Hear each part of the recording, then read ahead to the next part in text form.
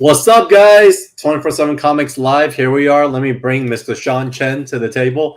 What's up, Sean? Not much, just chilling, drawing, chilling. For once, we got matching shirts. Oh yes. Nice. How you feeling, man? We're approaching the last 3 days of our campaign close. I'll kind of pop it up here right now so folks can see it. But we are at the end of the second half of Evermind. Yeah. Um, yeah, the numbers kind of ticked upward very quickly at the end, from what I understand. So, looking forward to that. Yeah, it's really interesting. I think we had a whole different experience this time around as well, trying a lot of different things. And, we had a big announcement today, this crossover of our friends at Bad Idea to create this lithograph for Planet Death and Evermind coming together. I mean, did you ever imagine this, what it came together as two very near future IPs? Well, I think actually theirs is far future. It's at least 1,000,000 miles away on a cold, distant planet. I think the stories, even though they're both science fiction, I kind of learned through this whole process that science fiction is a very broad term. So ours is very 10 years from now kind of future, and it's very grounded, full of civilians. And then his is just off in another world, that you really feel when you read that book that you're just far away from Kansas. So yeah, it's very different. But since this is art, we can just do whatever we want. We kind of mash up the two. I'm not sure what scenario they would be in the same situation, but it's fun to draw because that guy Thomas Giorello, I think his name is, who draws it. He's amazing. One of the best artists I've seen in a long time. So I'm looking forward to their Kickstarter because it's the artist edition. So I want to. We'll definitely get to that as well. But a couple of things we announced today besides the print. We also announced edition of these Marvel design art. So could you share a bit about these pieces that we have here? Yeah, this is from a while back, like maybe a decade and a half ago or something. Marvel was sort of like just having its bit of its resurgence, and they needed someone to kind of standardize all of the characters. I think one of the things they were seeing that across their whole line, I think they had like the McKinsey people come in before and kind of take a good hard look at the company to see where all the pain points are. So they were commenting on things like the logos are different and the characters look different. So they tried to standardize everything. So they picked an artist, and that artist was me, basically. It's to pretty much draw all the Marvel characters as they would look for that era of Marvel, just to standardize it so that not just for the comics, so that everyone who's drawing the characters in their books, to have them all look the same, be the same age, but also when it goes out to things like lunch boxes and sleeping bags and underoos, that they all have a style guide to work from. So I did these 3 views probably for a year for Marvel's Creative Services division. It was a lot of fun. It was kind of easy work. And I also did some backgrounds and some clip art for them. I think they chose me because there's a lot of artists out there that they were focusing on draftsmanship and to have a fairly neutral style, because a lot of times you get artists like, you can't get Humberto Ramos to do these or Scotty Young, because it's going to be whacked out. And those guys' stuff is really nice for their book because you get to see their voice and their style. But they wanted to get someone that would just kind of draw these as generic as possible so that other artists can put their style on top, but then also it'll snap back to the core appearance of these characters. All right, so you guys heard it here first. This is the Evergreen designs that was part of the Marvel franchise group. And while Sean was taking some time off from comics, he was able to help support and create these Evergreen characters. So now these are available as add-ons on our campaign. But before we go further, let's add on a very special guest today, Mr. Dinesh himself. Bad Idea. Hey, Sean. Hey, Carl. Hey, Dinesh. How's it going? Sean, that beast was sick. It's an awesome looking beast. Beast? What beast was that? The beast design. Oh, okay. Okay. It looks awesome. Yeah, that was that era when it was a little bit weird because he looked like a big blue cat. So there are Yeah. people who really liked it and people who didn't. I think Kurt Busiek at the time was saying like he had a real problem with it because since it was like a big blue cat, his face didn't emote like a human being. So there was a little bit of a distance there in terms of relating to him. Sure, I can see that. Still looks So fun. awesome though. So the other thing that Dinesh, while you're here, we're also going to go over is this sketch card tier that we just added because Nice. I think it's a thing now. I feel like every artist at like Artist Alley or whatnot, like sketch cards has been like the thing, and so we were giving these out at Baltimore for anyone who was backing, and so Cool. Sean decided to create a whole tier to kind of reward folks who has backed, as well as folks that are interested in backing and want to get the original art. I guess this is an easy way to get into the mix. That's cool.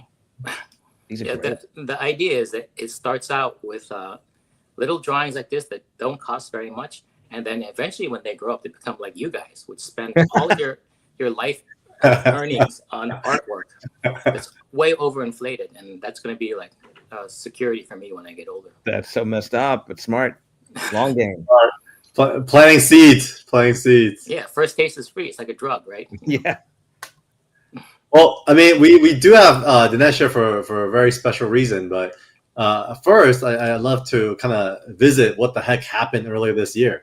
I mean, dude, if you guys haven't heard of Planned Death yet, this freaking book sold 655,000 copies, and it was a big splash. I was there when Dinesh had the announcement at Comics Pro. And these guys were just selling Planet Death off the easel. So how was this whole experience, man? I mean, it was a big splash onto the scene.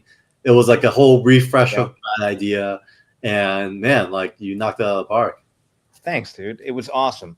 We kind of rebuilt from the ground up what Bad Idea was, went wide, changed the kind of up to the level of quality of the books we were doing, even higher than we were doing them before. And you can't plan for a success like this. You can just try and build intent, and then when people react to it, you kind of lean into that, which is what we've been doing. I'm still a fan of Destroy the Weapon, Return Home as the title, but Planet Death is pretty damn good. That's right. You gave me that suggestion to name it that. It was Space War originally, Sean. That was our working title internally. We were trying to figure out the title of the book. It's just we like the generic. Yeah, we like the generic internal titles, so we don't get attached to them. And then when we figure out the books and the metaphor, we can start to name them. Yeah, it's actually a good idea because we were Genesis, and then we changed to Evermind, and I think it was a great move to do that. Yeah, Evermind's a great title. Yeah, helped us avoid a lawsuit. Yes, for sure. It's through a random indie comic company that also was called Genesis, and they threatened to sue us. So we said, all right, let's just change it. And I think it was like they did us a favor. But one of the big things on why I brought up Planet Death is because as art collectors, I think we're all fans of seeing the line art. And this is about to go down tomorrow, dude. Like, what can people expect to see? I mean, we've never done an original art edition like this. It's essentially the artist edition, the IDW artist edition. We've never done one before, but Tomas really went kind of all the way down the rabbit hole with his art here. You can see even here on the left-hand side, the pencils, the inks. He's adding a ton of rendering and depth. And then Dave Stewart and Laura Martin and Sonny Go all came in to color these, whether it's covers or the interiors. And so it's the top of the pops work on the book. And we had so much material. Tomas also really, like you, Sean, does a lot of design work. And so we have tons and tons of designs of the characters, the aliens, the world, the weapons, the vehicles. And he's built all that. We wanted to showcase it all and showcase to people how he layers his work so that he gets that right positive negative balance despite being so rendered and detailed. Plus the pages just look sick. As great as the coloring is, there's work that you're not able to see even in the colors. There's gradations of light. There's places he wants your eye to go. We've had so many people ask about it. So we're going to do these. Actually, it's two. We haven't announced it yet. It's two big oversized books. One is Planet Death 0 and 1, which is a ton of material. And then the other is 2, 3, and 4. And if you get them both, it comes in a nice slipcase. So we're going to do that. That's what I'm going for. I'm going for the slipcase tomorrow. We're excited. I'm looking forward to it too. I mean, like I don't know how you found this guy. I never really heard of him before, but it's rare that you can find like a better than Marvel tier artist who's not working for Marvel or DC. So I'm not sure like how he slipped through the cracks, but you were there to catch him. And then so he's pretty amazing, and I plan to get these, and I'm going to spend a good part of when it comes. I'm going to really pour over it, especially that spaceship, that double page spread spaceship thing. Right. I'm going to spend like a good day studying that. So. That thing was wild. That thing, the description in the script was simply from Rob and Derek, the writers, a badass spaceship. It looks like a weapon floating in space. And then Tomas was like, okay, cool. I'm going to design a rifle, like a pulse rifle, and then turn it into a giant spaceship. So it's like a giant gun floating in space. It's pretty cool. And we've got commentary. We had a bunch of huge creators. Obviously our covers on the book were like Chris Pachalo, Lenny Yu, Joe Quesada, Assad, all these major creators. We've got a bunch of people come in and they're just talking about the pages, saying, look at what he's doing here, look what he's doing there. So you get kind of a sense from the whole industry of what the work Tomas is doing and why it's special. It's got that special quality, like especially as an artist, that idea of like universally loved. I mean, a lot of times like, you pick an artist, there's detractors and the people who love them, but this one Thomas seems to be loved by every single person. I'm not sure where you found him and why he wasn't already snatched up by Marvel. But where did Tomas come from? Tomas came from, he's been working with even at Valiant. So Tomas was at Dark Horse doing Conan, and they didn't love his work. They let him go. Foolish. And we snapped him up. And then we've been working, every book he does with us, we talked to him a little bit about, hey, can you push this a little further? Can you push that a little further? So one of the things that took a little while for us to get him comfortable with is his work has always been striking, but he does enhanced pencils and we color on top of that. So we wanted to see if he would be willing to ink himself to really give us the full kind of ink density and contrast for his vision. And this is the first time he's inked himself. And you can, if you look at his other work, things like Odin's Eye, he did for us. He did The Finder. He did Ninja K at Valiant. Did Exomano at Valiant. You'll see Ninja K. I recognize his art in that way. Yeah, the rendering is really strong even then, but it's the contrast ratios that he's able to get across here that really popped him. And we try to do that with all of our artists. We're constantly talking to them about, hey, we're not artists, but this is something that you want to think about, or you want to experiment with us. And sometimes it works, sometimes it doesn't. It's funny. Dinesh and I are both from Hong Kong, but his use of language is like whole other level. Like when he talks about art, I'm like, it's like the vocabulary. It's like so elaborate. Like I'm just very simple and kind of like, but it's dope because you see the results. Like he's able to help fine tune all the creatives that he works with. This is actually my favorite of all the. Yeah. This one's all. I think this one's still available, actually. It is. It's just really, like I just feel like it's a lot for me. We sent Tomas a ton of reference. This one he pulled. We sent him a ton of stuff from James Cameron, from Aliens, and you can see even the 07. It's the same font that they use on the pulse rifles in Aliens. So he's pulling from, and Tomas has got such a vocabulary for European stories as well, European comic artists. So he's pulling from Zafino a lot. It seems like this subject matter is the stuff that, I mean, I'd be surprised if he does anything better. It just seems like there was a synergy with the material and the way he draws. So it just seemed to be a perfect match. It's going to be a high bar to figure out a way to top this. What was the process like to get it here? I mean, was there kind of preliminaries where you guys had like trial some stuff, or was it like right on the dot, like the first time you delivered something, you're like, holy shit, this is it? What a great question. We're building this Planet Death original art edition that's going to walk through that entire process and show you everything. No, it was a lot of work. Derek Kolstad, the creator and writer of all the John Wick movies, wrote the initial treatment that then Rob and Venditti inhabited, and then Derek and Rob worked together to build the book. Tomas came in and he was our top choice to do the book, and we had him do a ton of design work for the world, like building the world out, because it's an ice planet, but we want it to look like, not like Hoth. We want the ships to look unique. We want the armor. We did a ton of work at the armor, and it wasn't until maybe right before we were going to start the interiors on the book, we found the seal that goes through. So the armor essentially claps in, and there's a seal down the middle. We were trying to find something that you hadn't seen before. And then, of course, the big 90s pouches and straps. But that middle seal is really, and then the two lights on the side. Always thinking about how to build a character so that if you just see a silhouette or if you just see it graphically, it can work and recognizable. Like Thor has those 6 circles on his chest, and no matter what you do with the design, as long as you have those 6 circles, you know it's Thor. I'm thinking about it that way. Oh wow, very And then intense. once he got it, he ran with it. This big mech thing in the background here, that was fully him. He was like, I think I understand the world now. Let me try some stuff. He gave us that. We're like, that's amazing. Put that in the book. Let's find places for it. And then Rob and Derek are rewriting as they're seeing pages come in to take advantage of what Tomas is doing. That's awesome. What's cool is I feel like there was like a little mech like this too in Evermind, right? Yeah. Like a near future version of it. You guys are way into the future. Well, I love what you guys are doing with the bots, like the Gorilla bot and the Fembot. It's just awesome, man. Yeah, guys. So just giving you a little preview of the art. Like this is the Sean, that Gorilla bot. Oh yeah, this is great. Yeah, that's great. And this is the give and take between us and Tomas and the writers as well. So Tomas built this, and they wanted more scale in terms of the scope of the battle. So Tomas went in and he built a bunch of the silhouettes in the background. He popped the guy's head in the foreground. So it gave it a much bigger sense of, essentially the book is, what if we did a World War II story in space? So basically this was not here. Or this wasn't, and that was just more like, I can see that, because they're all kind of looking one direction, and then he kind of threw him in there.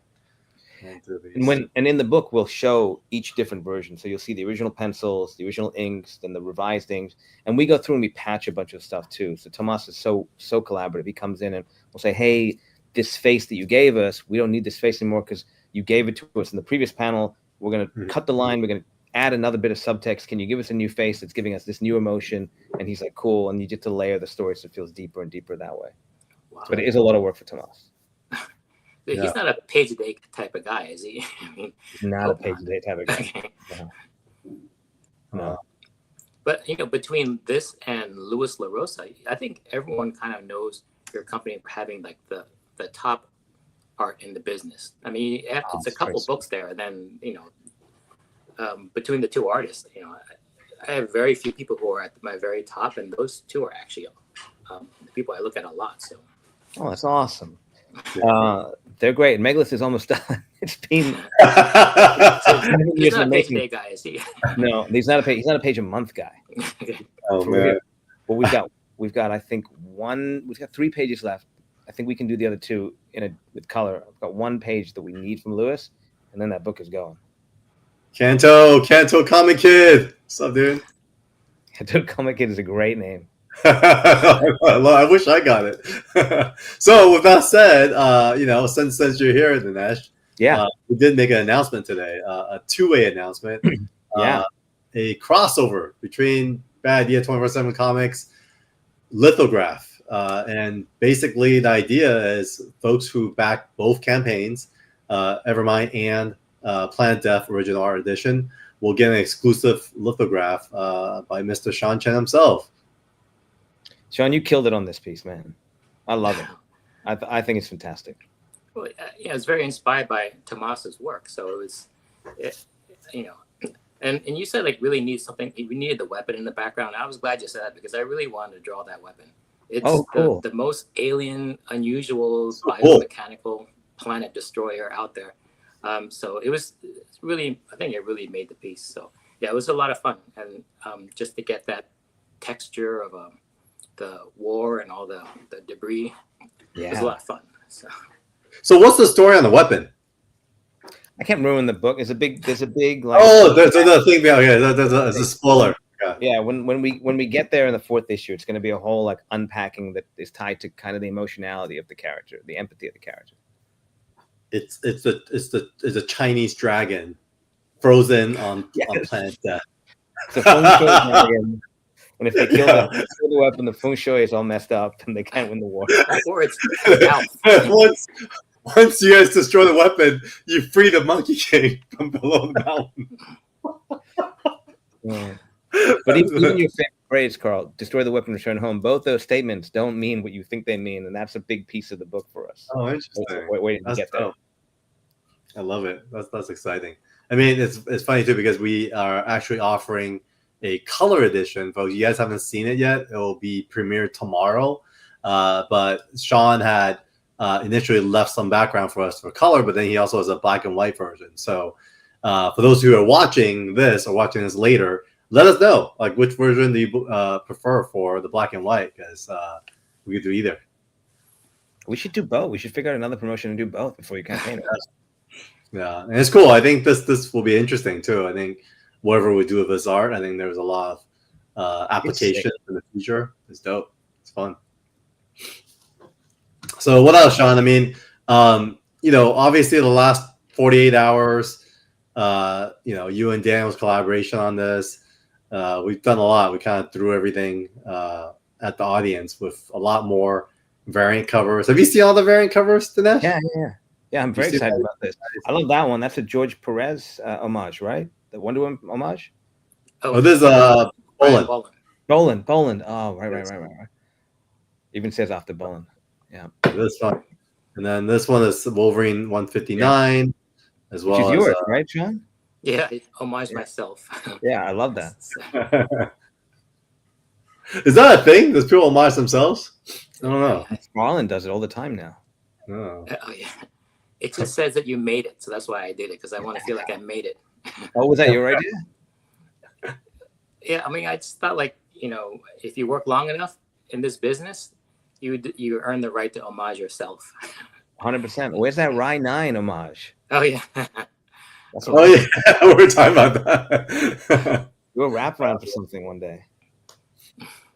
Yeah, we got to bring that back around, the Rye 9, the Future Force.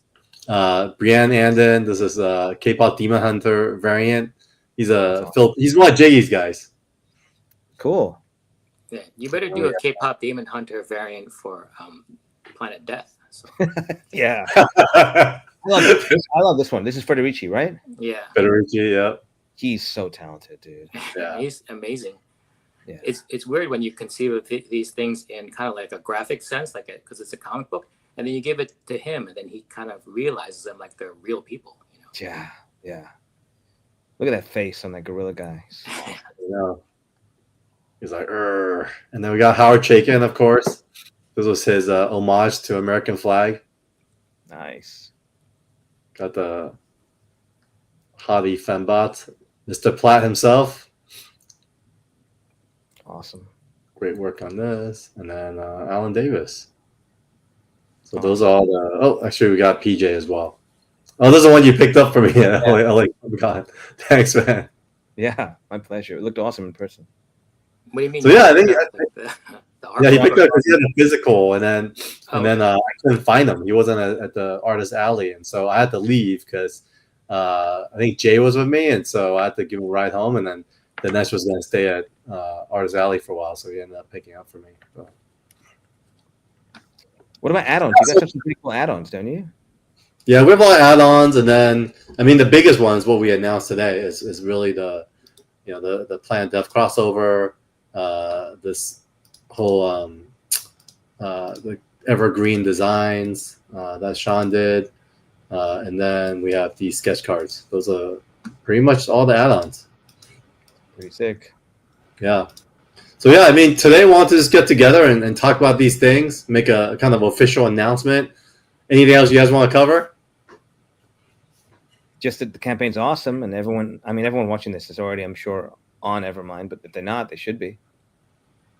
Yeah, so if you're on Evermind, make sure you check it out. The campaign's 2 more days, and then Planet Death starts tomorrow. And then, Dinesh, we actually talked to the team today. We're going to have late pledges, which we'll announce, I guess, when we end, cool. Until the Planet Death campaign That's so ends. smart. So we could do the flurry at the end, so we can do another thing at the end and get people that are like, oh, I wish I'd gotten that. I just got the Planet Death one, to be able to come in and grab yours. That's cool. Yep. Wow. So that's the I game didn't know plan. you could do that. That's cool. Yeah, they have a lot of functionality in Kickstarter. Dinesh, any preview as to what the audience can expect color-wise? Yeah, I can show that you have the piece, right? Do you want to show the work in progress? Work in progress? Let's see. Bill Crabtree's coloring it. I don't know if you knew that, Sean. Bill Crabtree's doing it. And we asked him to go more flat, like his Invincible style, and then add rendering on top of that. So this is about 10% of the rendering he'll do, the one that Carl has. But he's going to finish it up by tomorrow. So we'll take a look, and whatever notes we have, we can get over to him. But I know he's been working all day yesterday and today. He's pretty excited. Oh, cool. Yeah, I Right, think 1 second. I do a lot of hatching, a lot of cross hatching, so it can be very overwhelming. Like so it works well in like a black and white stage. I think the mistake a lot of people do when they're coloring is that they think that they have to match that level with a lot of airbrushing, and it gets overwhelming and muddy really fast. So sometimes That's what we asked him. it's just like flat colors sometimes works best. Yeah, and I think the big thing he's been telling me that he's working on is making sure that all of your line work is present. And that's that subtle balance of having the colors feel like they're sitting underneath the line work and not on top. Cool. Oh, we can find it. Oh, here it is. I see it now. This is just a very early work in progress. Bill, I'm sure, will kill us for showing it. But no one will tell him, right? No one will tell him. There you go. I'm going to upload it. There you go. Boom. Here's an exclusive preview, guys.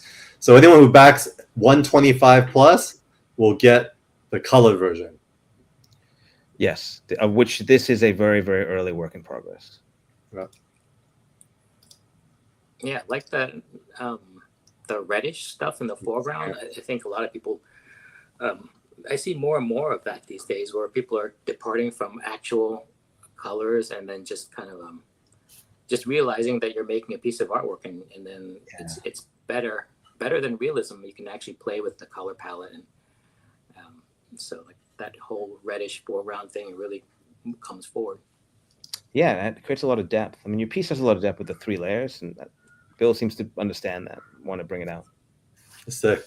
It'll look dope if it was like a chromium cover or something for like a future edition. Yeah, that would.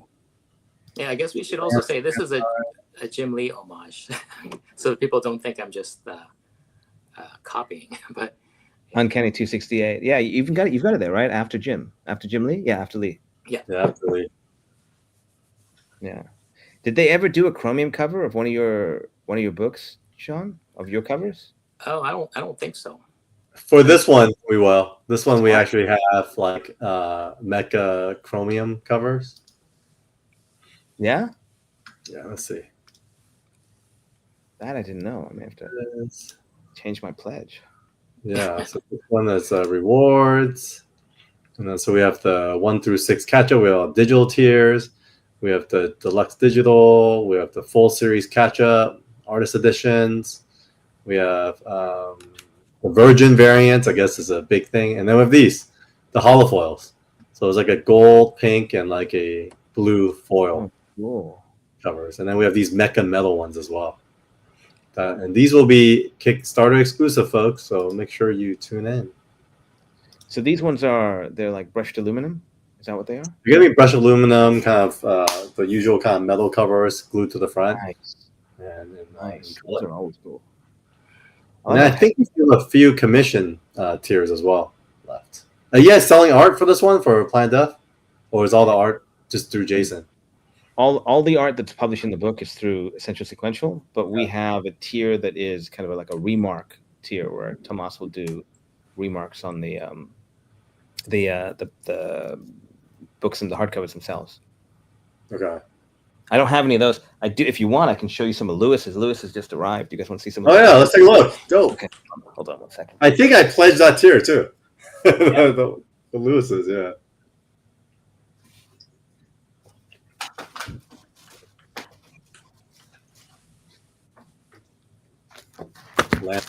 Some metal cards of the cover art. He had to do so many because it was a big campaign, so we had a lot of people. It's like 400 of these. Yeah, what'd you guys end up raising for that one? Huge, right? Like $500,000. $500,000. Crazy. A lot of pressure. So you guys do 40 of those? I mean, nice. 400. 400. Yeah. Let me get you some highlighter there. There we go. Okay, so that's one. Whoa. Oh. Let's find another one here. Wait, you did 400 of those? Yeah, they're all different. So that's another one. How can you even think of 400 different things? Yeah. Well, a lot of them are megalith, but like, there's that one. Holy crap. That one. Yeah, Sean and Daniel's wrists were falling off after signing 400 prints. Yes. That's hardcore, dude. Is that a regular trading card size, like the 2.5 by 3.5? Yeah, that's what he did. Wow, and you can put a full figure on there. Wow. This one's great. I love this one. And then he loves dinosaurs, so he did like I limited him to like 10 dinosaurs out of the 400. But how long did it take for him to do all those? well, it's been 4 years, so That's it's true. a while. That's been 4 No, years. but he just started these maybe 3 weeks ago. Okay. Oh wow, that's fast. Pretty fast. Oh. Yeah, he was burning through them. So how come he moves so quickly on these, but then the pages take much longer? The thing about these that Lewis, these were like a couple weeks plus 2 years of talking to Lewis about it. The thing about Lewis and why the work is so good is he doesn't spare, anything. He will. I've seen pictures from him. He'll text me photos and he'll say, "I'm almost done, boss. I'm almost done." He'll show me like a 90% finished page, and right behind it are 6 other versions of the page that are 20% finished, 40% finished, 6% finished, and you look at it and go, "Oh my God, Lewis, did you start this page over 7 times?" And he's like, "Yeah, this one I couldn't get the arm right, and that one I couldn't get the leg right, and this one the face just wasn't." And he just starts again until the page is perfect. And the sketch cards, these original art tier, was tough for him because he wanted to make them all just perfect in his mind, in his eye. And he shows me the flaws. I was like, they look 99.9% the same, Lewis. I don't see the flaw. The arm does not look wonky to me. It's ever so slightly different, but not wonky. And I can barely tell. But these, we talked to him about the way Neil Adams approached it, which is people want to have a piece of the artistry. And if you can come up with, Neil had a Batman that he would do in like 3 lines.